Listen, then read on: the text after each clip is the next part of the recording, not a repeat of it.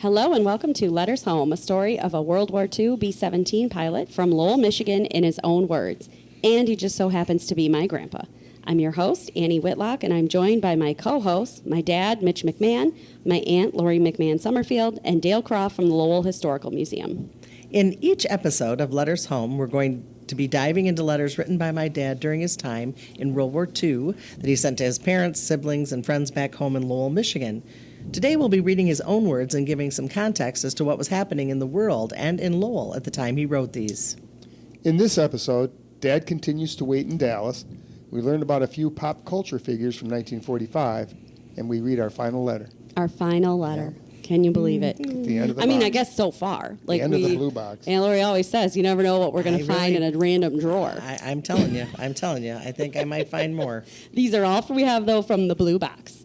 And so, yes, we are going to read our final letters today. But we definitely have some corrections and additions from previous episodes. All right, Dale, what do we got? What did we get wrong? What do we need to add? I'll start with one of your relatives, Dirk Ritzma, who I ran into in Meyer one day. And he said that we talked about B-17s on the U.S. Hornet when they flew into Japan on the Doolittle raid in 1942. Oh, way back. That was like episode 2. There's no way it was. First of all, they were too big. There were 4 inches, and they had a wingspan of 103 feet and 9 inches. They were B-25s, whose wingspan was 67 feet and 7 inches and only 2 inches. He had those ready for you in Meyer. Difference. He had those ready. He had those stats ready for you in Meyer. Dale, you guys said that it was a B-17. No, it's a B-25, and it was because of the wingspan. They couldn't fit on the deck. So, and they were only 2 engines instead of the 4, so the wingspan had to be bigger to put the 4 engines on. So it was the B-25s that did the Doolittle raid in 1942 over Tokyo. Okay. The other one was after we finished last week, I went to the museum to start doing work for this week, and guess who was there? Mr. Don Lehman. And of course, he couldn't wait to see me because when we talked about Roy Rogers, we mentioned that Gabby Hayes was on the Roy Rogers show. And he wasn't in the Roy Rogers show. He was in most of the movies with Roy Rogers. Okay. Pat Brady was the comical sidekick for Roy Rogers. Yeah. And he had a special Jeep. That's what I remember. Remember, Mitch, he would drive up over the hill? Yeah. Oh, yeah. And the Jeep was called? Nellie Bell. Nellie Bell. Yeah, and it had its own little... it wouldn't start sometimes for him, or it would move when he tried to get in, or it would. It was like a character. Oh, like a character. A little goofy stuff to make people laugh. So, he was also a talented musician. He was a member of the Sons of Pioneer too. So, that was Pat Brady. Then we have an update on Mr. Earl Thomas. Grandma Maggie's favorite. We talked about Earl Thomas in our museums. One of our museums project called Missing Along Main Street. There was one down on 420 West Main Street, southwest corner of Hudson and Main, which is where the brewing company is. New Union is now where the feed store used to be. Mm-hmm. Well, it all started with Chris Burgeon. He built a potato storage building, an elevator there. And if you remember, where Flat River Grill is? Have you noticed over the top it says Burgeon? Mm-hmm. Oh, yeah. He rebuilt that block in the fire of when that corner hole blew down. He was responsible for rebuilding that whole section of the town. Anyway, he had an elevator that he sold to Lindsay P. Thomas in 1904. Lindsay Thomas and his son Earl Thomas worked together out of this building. Their advertisement in 1913 reads, L.P. Thomas and Company, shipper of beans, potatoes, and all kinds of fruits. They bought and sold wholesale. They also operated a bean planting and pulling implement factory in Lowell. The elevator passed down to Earl in 1921 when his father died. It was referred to as the Thomas Elevator. Now, Don pulled out the plat maps, which are he was into it. I knew he would be. That's great. So the plat maps of 1955 of Lowell and Virgins Township, Earl Thomas owned the land on Hudson Street where the rivers meet in Lowell Township. Now, that's the spot where the water treatment plant is and where we parked our cars for the fair, where Burroughs comes across that. Yep. He owned that piece of property. He also owned a large anchorage on both sides of Virgins Road and Virgins Township that Dora Jane Cook inherited. Oh. So that was the Fox's Corner, the Cook Farm. Yep. Earl Thomas owned that property. Okay. So, also, Earl Thomas' sister, Ethel, was married to Renus Doyle, one of the three brothers that owned King Milling Company. Oh. They had two children, Tom and Earl. Earl, named after his uncle, had 7 kids. Earl had 7 kids. Susan, Charles, Kathy, Ethel, John, Tom, and Mary that grew up on Lincoln Lake across from Richards Park on that corner. So a little more history on Earl Thomas. Right. And when you drive in from that gas station where New Union is, at one time that was owned by Earl Thomas and his dad. And when you drive past Cook's Corner, that whole section there was basically land that he owned for farming. So he was kind of a big deal type of person. Okay. So a little more history. Well, Grandma Maggie's second favorite man in Lowell, Frank Jr. and Earl Thomas. There you go. So glad we've got that figured out for sure.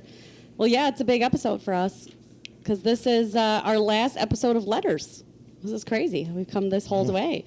We're going to do another episode after this one to wrap up the story. So this isn't our finale yet, but this is the last of Bruce's own words. I can tell you that much. So the letters we're going to read today are all from September 1945, and Bruce is waiting to be discharged. As he said last episode, he got his discharge notice, but then also said he was going to have to wait. So we're going to start with one letter from Tuesday, September 18th, 1945, in his own words.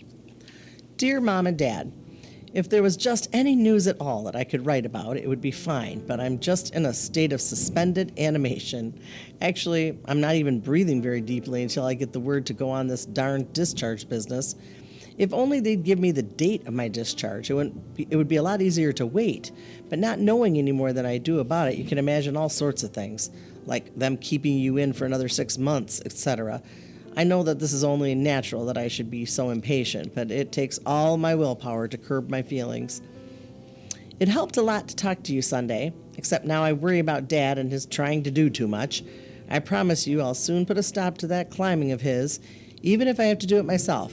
I know that you're healthy, Dad, but even the best men slip once in a while, and you know that if you broke a bone or something like that, it wouldn't mend like it would have 20 years ago. Also, no matter how strong you are, there's that heart to consider, and if you don't strain it, it will work fine. If you overdo it and throw too great of a strain on it, it may let you down so that you wouldn't be able to even get out of bed. Now, you like to play rum too well to have something jeopardize being able to get out and make those Tuesday night get-togethers. Please take it a little easy. If it isn't hard on your heart, then it is on mine worrying about you. I've been kind of expecting a letter from Ed on whether Norm was going to let him in there or not.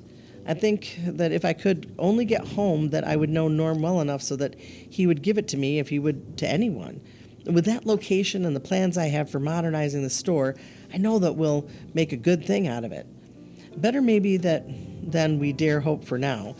There's a good market for sporting goods in Lowell. With connections I have around, we can make a lot of sales. I hope we can get some big lines so that perhaps I could sell the high school some of their equipment, plus some of the other schools I know around there. You know that I'm acquainted with a lot of coaches around Lower Michigan because of a lot of them are all fellows I played ball with. Sammy Ketchum, one of the fellows on the freshman at Michigan State, and a good friend was coach at Sparta before the war, and I know that there will be a lot of them around when the war is all over and everything is back to normal. One thing important is that if we can get enough backing to make it the kind of store that would pay off. You might ask Lawrence if he's ever thought of backing a clothing business. I'm only kidding because I think that there'll be enough ready cash looking for good interest when I get back there. I could rave on like this by the hour, but I'll end this and get it in the mail. As soon as I have really good news, you'll be the first to hear it. Your loving son, Bruce. So it sounds like Bruce is back on the idea of opening a store with Ed, and now maybe not on the idea of opening a store with Bern. And he's talking about maybe a sporting goods store. So we do know they opened a clothing store at the end of the war, but did they sell sporting goods? Not that I know. Don't think no, so. Not that I know of. Not from what I can tell in the ledger. It doesn't seem like it.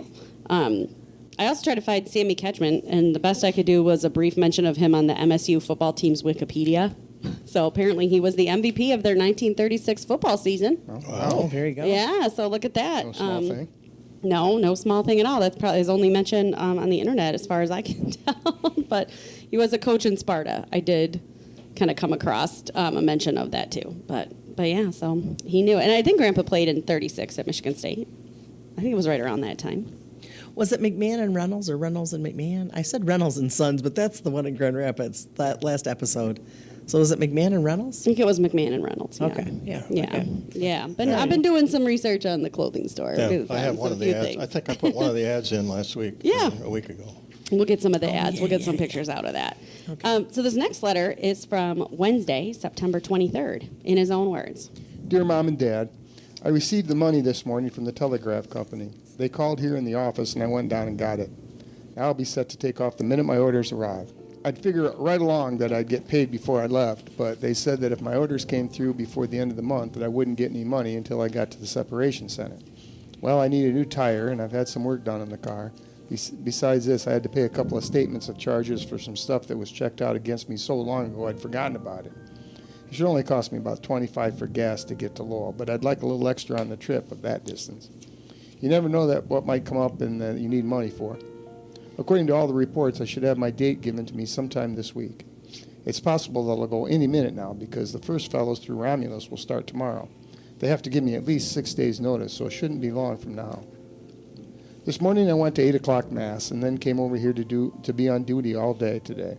It's not my turn to stay, but because I don't have anything anyway, I just as soon sit over here and let the other fellows go and that have something to do. I took an hour off at noon and have been there ever since. Nothing is going on, but just in case they needed someone from the communications department. Earlier this afternoon, C-47 was taking off on the runway that comes directly over this building when his right engine started to miss and then cut out entirely. He was only about 30 feet over this office when the engine went out, but he managed to gain altitude on that one good engine and make it around back into the field. I don't think that he was loaded very heavy because he seemed to gain all the height that he wanted to for his pattern back into the field. I didn't see his landing, but those ships on one engine are duck soup to sit down. We have a lounge out in the back of this building for the radio operators to stay in when they're waiting for trips, and I went out there after dinner and read a story in the Post.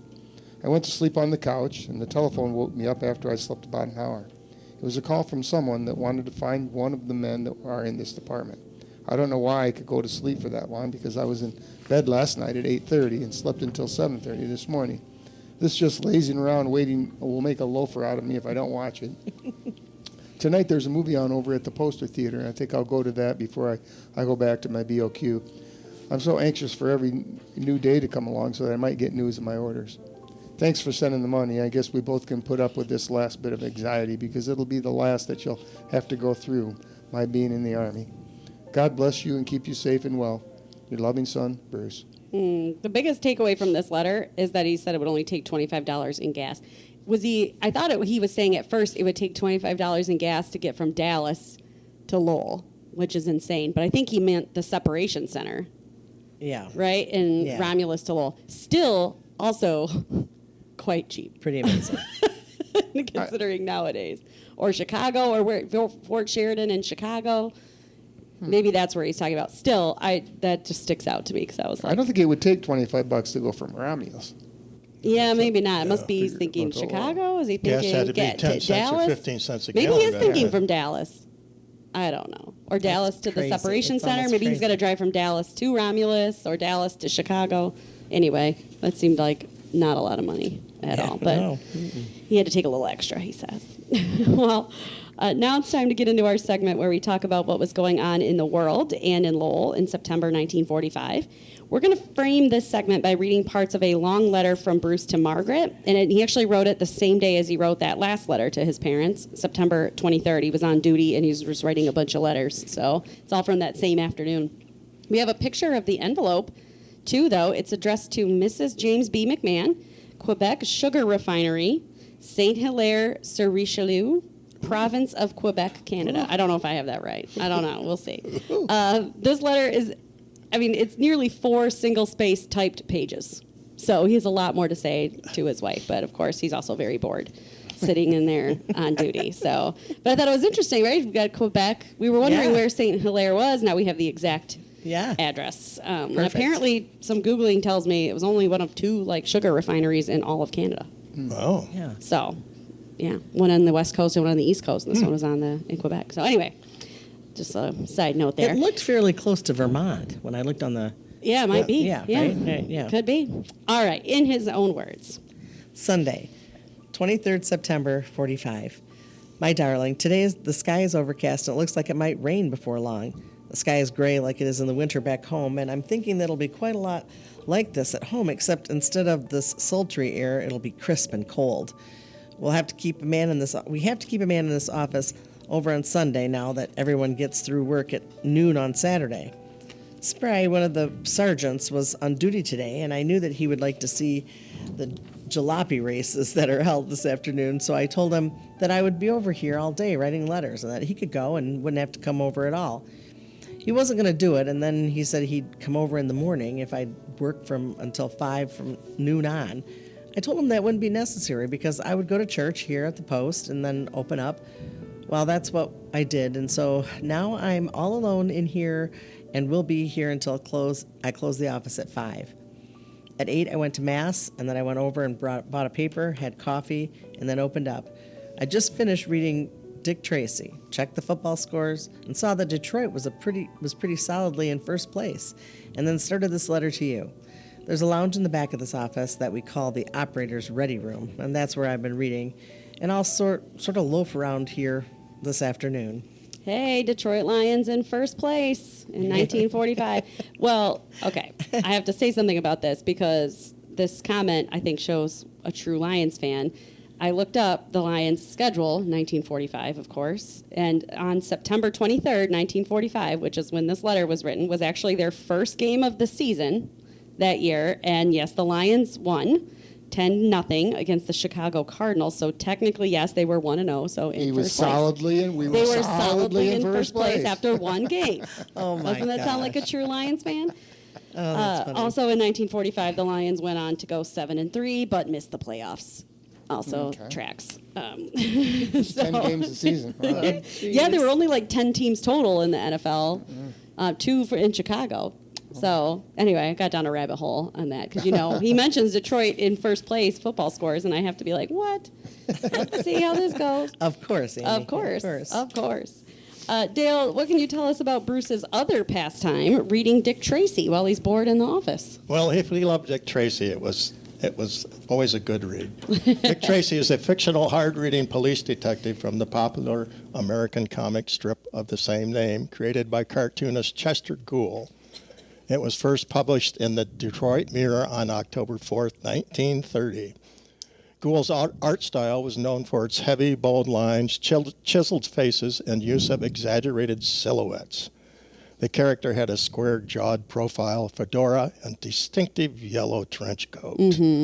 Inspired by real-life federal agent Elliot Ness and the crime area of gangsters like Al Capone and Dillinger. Gould initially named the hero Plainclothes Tracy. A publisher suggested changing the name and providing Tracy with a personal motivation to avenge the murder of his girlfriend's father. Oh, okay. The comic strip was one of the first to have a serious, action-based tone in contrast to the comic strips of the era. Tracy is portrayed as an incorruptible and intelligent crime fighter. He uses forensic science and advanced gadgets, most famously his two-way wrist radio, which first appeared in 1946, and later a wrist TV to pursue and capture criminals. The series is famous for its rogues gallery of villains, who often have physically distorted features and descriptive names that reflect their appearance, such as Prune Face, Flat Top, Mumbles, the Mole, and the Blank. I don't remember the Blank. The Blank. Flat Top. Okay, I sort of remember Flat Top, yeah. And Prune Face. Yeah. While the early strips focused on realistic gangster plots, later decades saw the introduction of more sci-fi elements. Oh. This included Tracy using a space coupe and meeting lunar creatures in the 1960s, a phase that alienated some longtime fans. Yeah. Gould wrote and drew the strip until his retirement in 1977. Other artists and writers have continued this series, which is still syndicated today. Dick Tracy also had a long run as a radio serial in the 1930s and 40s. He later appeared in both live action and animated television series. Now, this is what we remember. The character has been featured in several films, including a series of movie serials in the 1930s and 40s. Most notably, in 1990, I didn't know it was that long ago, film strip directed and starring Warren Beatty brought the comic's bold visual style to the big screen with a star-studded cast. Madonna was in that, right? Yeah, Madonna was the girl he saved under the pulling the wrench that's out my of the only, gears and the lights. That's really That's my only Dick Tracy memory. Oh yeah, Oh, my is Warren Beatty and Madonna. yeah, Yeah. yeah. Because So- I was probably what 8 Yeah. years old, 1990. Yeah. And of course, there's great graphics. I've got some early black and white when that first came out and stuff that I'll share on our YouTube. Okay, So, that's great. So action-packed story. yeah. Good to read on a lazy Sunday when you got nothing to do in the Had office. the invention Keep of the 'em awake. Apple Watch. Yeah, I mean, 40 now I have a away. two-way radio on my wrist. Yeah. It's no big deal at all. All right, well, let's keep going with this long letter to Margaret. Since it was written on the same day as that last letter to Frank and Lotta, there's some repeat information here in his own words. Yesterday, when I cleared supply, I had to make out a few statements of charges for equipment that I've had at one time or another and don't have now. I did hook them for this wrist watch. Everything was expendable when I was in combat, and they had me charged with a watch. They asked me if I didn't have it now, and I said yes, but that I had long since paid a statement of charges for it, so I wouldn't do it again. Well, the fellow over there said that if I had it in my possession now, that I had to turn it in. So I told him that I guess I didn't have a watch after all, and they had to let it go. They even tried to make us turn in our B4 bags, and I just laughed at them, saying that I'd had mine so long ago I wasn't going to give it to them and have them throw it into a salvage pile. You'd be surprised at all the different things you can accumulate in nearly 4 years of Army life. Mostly it's a mess of papers and orders, and when I was first commissioned, they told me never to throw away an order unless I had a duplicate. Well, I never did, and I'm sure glad I did now. Some of these fellows don't even have the orders that put them on active duty after they were commissioned, and they are really in a mess. They have to run around to the legal office and try to make out affidavits for lost orders and papers. If you don't think that's a job, you should see the line of officers there is over there right this morning. You have that office open today just because there's such a rush. For once I did things right and had enough foresight to keep all my papers. You spoke of Bill not needing his civvy suit until about a month. Until about a month. Is that when he expects to get discharged? If he's in line, I bet he gets it before that. The ground troops have always been set up to handle a lot of men, and so now these great numbers are getting out. They are able to handle the rush. That is the reason for the AAF setting up all these new centers. They thought they would go through the ground troop centers, but they found out that they were actually partial to their own men, and so didn't give the AAF but a few quotas. Romulus opens tomorrow, so I'm pretty confident I'll have a date sometime this week. A civilian runner just came into the office and told me that the PA system in the officers' club was out. I told her that was too bad, but I didn't have any men on duty today to do that work, and she's out of luck until Monday morning. You'd sure be jealous if you could hear these southern gals talk. They call you honey just the same as you and I would say Mr. or Miss. The girl that just left was one of those dames that talks like that, but good. I told her that I was over here because I've always spent all day writing a long letter to my wife in Canada. She asked if you were a Canadian, and I said that your home was in Canada. So what did she think you were? Well, she asked me a lot of questions, and boy, did I fill her full of BS. Even told her that we were married by proxy when I was overseas so that we could start having children before we were too old. I swear it took her a minute to catch on to that one. To climax the whole thing, I ended up showing her this snapshot I have of you with Bill and Ruth, telling her that it was a fellow standing beside you that took my place in the ceremony when we were married. She said that she didn't blame you for getting married any way possible to get that gal, as everyone else says when they see a picture of you. She's beautiful. How'd you get her? They say that so much it's getting to be an insult to me. I'm certainly not repulsive, even if I'm not a Tyrone Power. Of course, they don't have to take into consideration my sparkling personality and my devastating personal magnetism. I heard that laugh. Just call me your man-sized atomic bomb. I'm going to go out and read for a while, and now I'll come back and write some more on this. Just a He's funny so story. funny, just crazy. Just messing with this poor girl. I wanted to include this funny story also because it references Bill and Ruth. Yeah. So we mentioned, I think maybe last week or a couple weeks ago, that Ruth is Margaret's sister and that Bill is her husband. Yep. And their son, also Bill, sent us some viewer questions. Right. Last week or week before that. So Way to we've tie that mentioned in. them before. So And they also live on Reservoir Hill. They live in the neighborhood. yeah. Yeah, I mean, they lived in the neighborhood. Yeah, they did. That's true. But we need to know who Tyrone Power is with his personal magnetism, right? So who is Tyrone Power, Dale? Well, he had some magnetism, according to my research. Power came from a renowned acting family. He was the son of the stage and screen actor Tyrone Power Sr. and the great-grandson of the popular Irish stage performer Tyrone Power. Wow. He signed a contract with 20th Century Fox in 1936 and became a star almost overnight at age 22 after his breakout role in the 1936 film Lloyds of London. His striking good looks and athletic ability made him a natural for romantic and swashbuckling roles. Mm-hmm. Power was famous for starring in movies like The Mark of Zorro in 1940, Blood and Sand in 1941, The Black Swan in 1942, Witness for the Prosecution in 1957, and Nightmare Alley 1947, which he considered his personal favorite. He also received major acclaim for stage work, particularly in the 1950s. This I found real interesting.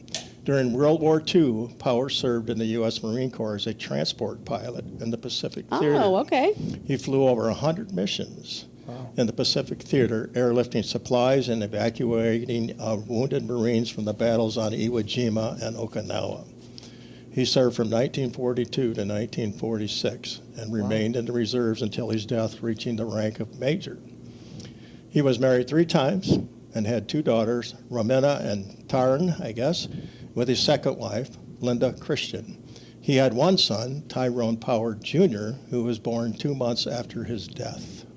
Okay. On November 15th, 1958, Power suffered a fatal heart attack while filming a strenuous dueling scene for the movie Solomon and Sheba in Spain. Really? Oh. And the role was recast with actor Yul Brynner. He was buried with full military honors. Okay. Wow. So just like a matinee idol in the Really? 40s. Oh, yeah. Okay. I remember him. Sure. You remember He's Tyrone Power? Oh, yeah. Very Okay. good looking. Yeah. The women, Well, he says he's not Tyrone Power, but he's it's not too bad. That's funny. Well, so we're not going to finish this letter from Bruce to Margaret because the rest of it is a little spicy. It's just they're a married couple. They've been away from a while, so he wrote some things that I just don't want to hear my dad and my aunt reading out loud. Okay, I have no there you go. desire to do that, and I don't think you all want to read a suggestive You- letter from your parents. No, listen, you said that before, so of course it piqued my interest. Just like any high schooler, tell them not to do something, You're they're gonna going to do read it, it, right? right? Of course. So I read it, and I didn't think it was that It's a little spicy. scandalous, but It's a okay. little spicy. Just a little spicy. Comparatively to now. I love Well, it. no, Okay. probably not. I But got well, it. we're just going to leave it at that. Just leave it at that. it's Just leave it at that. available to read. We're just They were in gonna- love. It's available, but just leave it at that. I do want to read a little blurb that I found in the ledger from this week that I think is pretty cool. It's not a letter from Bruce, but I happened to find this searching for other things. So, Ayla, will you read this little blurb? Yes. It's cute. Just about the happiest boy in town these days is 11-year-old Victor Reynolds. Vic, as he is known to everyone, has not had the use of his legs for a long time, but through the skill of his uncle Bern McMahon, he is now able to sit at the steering wheel of a well-built, electrically operated 3-wheeled automobile equipped with a motor and visit many of the places he has longed to go for some time. Sunday, he drove to the Lowell airport and watched the planes at close range. Vic can also ride to and from school, and he can even carry 1 passenger on the rear of his vehicle. Many happy trips, Victor. Wow. Isn't that cool? Very So, cool. Victor Reynolds is Bruce's nephew. It's his sister Marion and his brother-in-law Ed's son. And yeah, apparently he was sort of sick, right? I think we might have mentioned that, or maybe just we've talked about it, but clearly he wasn't able to walk. But Bern, I remember Victor. okay. Yeah, he Yeah, he was in wheelchair. Do you remember Victor? Probably not. No. I mean, I saw pictures of him, so I remember. He might have died before you were born or close to it, but he didn't live, well, I don't know, actually. I have to go back and look. He didn't live very long. But anyway, I think it's amazing that Bern made an electric car Yeah. that with a motor and a steering wheel. Anyway, I just was like, This how is- handy was Bern? This is amazing. We're Yeah, learning just lots remember, of things. Byrne made the box, Yeah. the blue box. Just It's so very they- talented, very talented man, Clearly. obviously. So just made this for his nephew, basically. Motorized wheelchair that could take passengers. Wow. He could drive it on the road. I don't know. That's pretty awesome. Yeah. But anyway, so I saw that and I was like, oh, we got to read that. That's pretty cool. But that's it. We've come to the end of the box of letters, so we have one more to go. So this is it, the last one. The final letter is from September 25th, 1945, just about 80 years ago, right? We're recording this in September also. Wow. So in his own words. Friday, 28 September, 45. Dear Mom and Dad, it's raining cats and dogs, and I've just had to put down this window before it soaked this paper. Gosh, this weather makes me wonder how you're keeping the power on these days, Dad. All these fall storms and your manpower situation must make it quite tough. Doggone it, so far Romulus hasn't set any dates for separation yet. They were supposed to have opened on the 24th of this month, and if they have, they must be separating all their own men first. I sure wish they'd made this field one of the AAF separation centers. Naturally, because this group is so small, they couldn't have been able to do that. I was worried because I might leave before Monday, and here it is Friday, and nothing through yet. Guess I didn't need that money after all. We get paid on the 30th, so that means I'll be here to get it, I'm afraid. I've been so impatient these last few days that I've finally come to an understanding with myself. I'm all through getting excited about each shred of information. I'll just sit tight and read some books and wait without trying to will it to come sooner. It's got me worried about that housing is so short in Lowell, but we'll find something, I know. I'm not quite sure what sort of job I'll have to take until we can get the store started. Maybe I'll just loaf and lay around. Boy, after all that I've been doing for so long, I'd go nuts if I didn't have something to work at. When I get home, I'm going to see if I can't buy a lot up there where we were looking. Surely with that housing situation so critical, the council wouldn't be against selling worthless land to the city for the purpose of building on it. I'm sort of leery about getting any place with Bud Moore. Perhaps if he was approached in the right manner, I might get somewhere with him, but it's a gamble. I sure wish we could get that location, as I know it would be about the best in Lowell's whole Main Street. Well, this is just a note because there's no news to write you from here. God bless you. Take special care of yourselves. Your loving son, Bruce. Well, what do we think of this last letter? I don't know who Bud Moore is. Something else to... I think it's driving him a little crazy just waiting. You can tell, but that would be hard. Yeah, but that's it that we have from the box. So And clearly it must have happened soon. I'm double checking the block that McMahon Reynolds clothing store is on. Yeah, so that's confusing. When I first read this letter, I thought he meant building a house. Because he talks about the housing shortage, and he goes, the city would sell me land that's worthless to them. So he's talking about a house, right? You would think. Mm-hmm. But then he starts in on, I wish we could get that location, because it would be about the best in Lowell's whole Main Street. And that sounds like something else. I think it's two different things he's talking about. I think it must be, right? Yep. The store and then the house. Yep, Right. I think he just... Yeah. Well, I think the McMahon and Reynolds was the old post office. This is where they had the store. What which is it in now? the middle of where Portales is. Oh, okay. My understanding was Portales, yeah. Yeah, there, which was the old post office. Yeah. Oh, okay. Oh, I forgot it was the old... So that was McMahon and Reynolds. Yeah.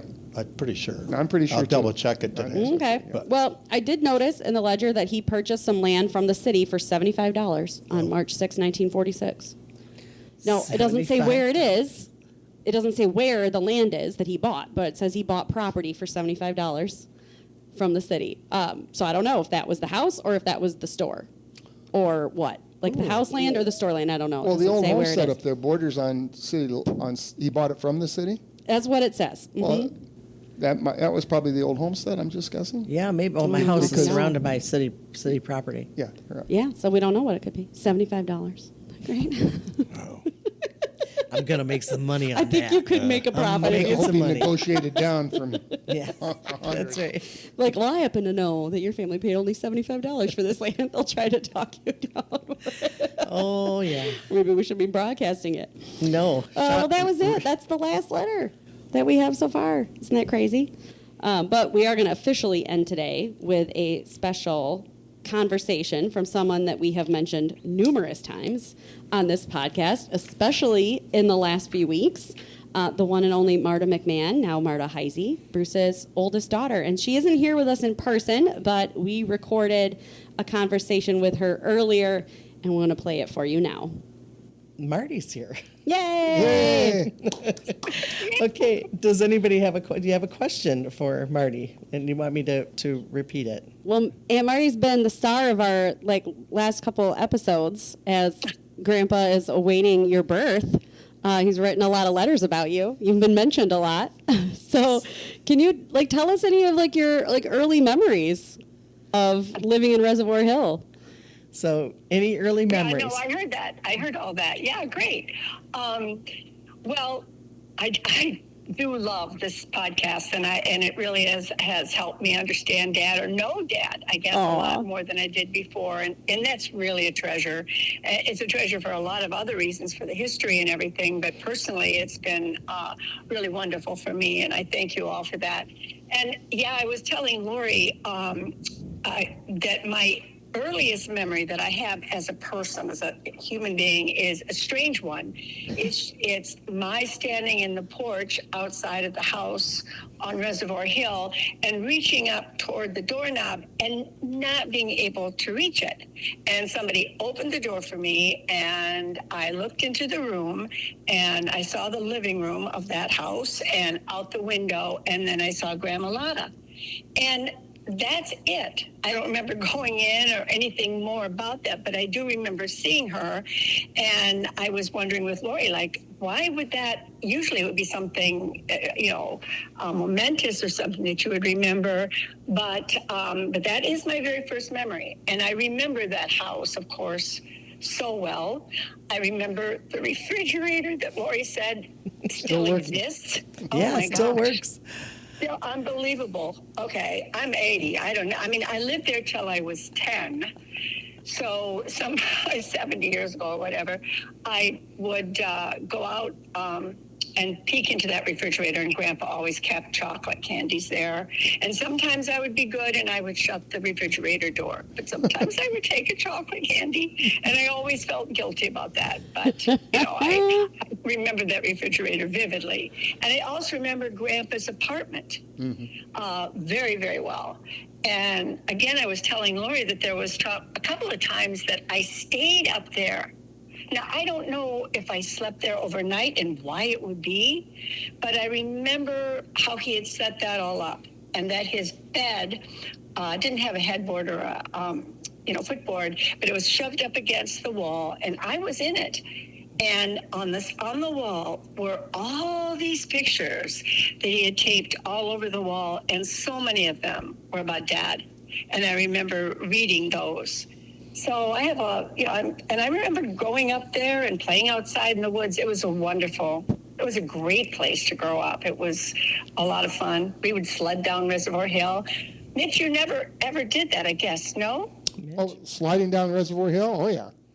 Oh, yeah, see, sure. That was just part of, so I remember, sometimes we would take a tent and go up there and set the tent up, and then Mom and Dad in those days would just let us sleep up there. I think I remember that, too.